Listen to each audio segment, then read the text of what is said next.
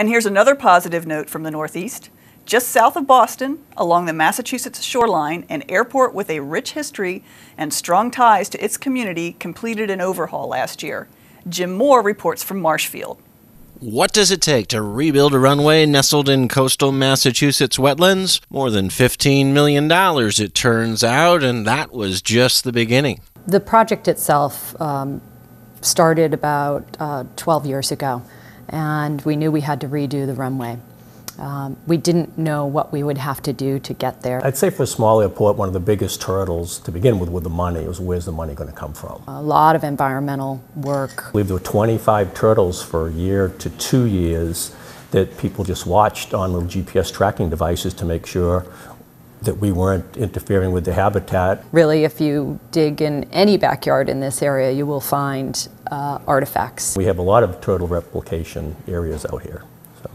We were a little surprised that it was not just Native American artifacts, but in fact a 17th century farmhouse foundation.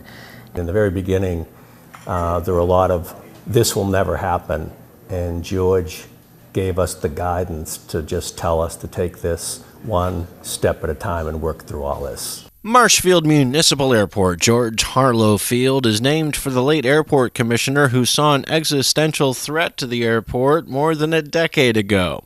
The 3,000-foot runway was too short, starting to decay, and something had to be done. The FBO took the lead on this one, working with federal, state, and local entities to find the funding and clear the many hurdles, making sure it was a welcoming place for anyone in the neighborhood to stop by, keeping intact Marshfield's connection to bygone days when it began as a small, unattended turf strip.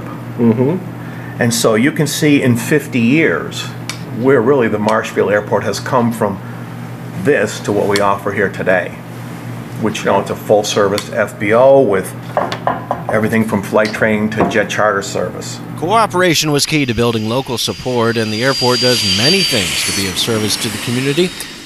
Cooperation makes Marshfield a model for other airports and is part of the draw for local pilot Roger Means. It's got a small town feel to it, and you know, as a general aviation type pilot, I kind of like that. They've got some great facilities here for flying out of. They've got instrument approaches. They've got a beautiful lobby. Again, with the runway that they just put in.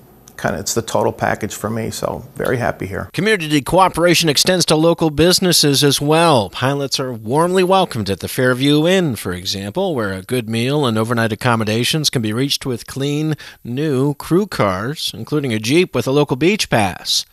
Shoreline Aviation encourages visiting pilots to let the folks in town know you flew in to see them. In Marshfield, Massachusetts, I'm Jim Moore, AOPA Live.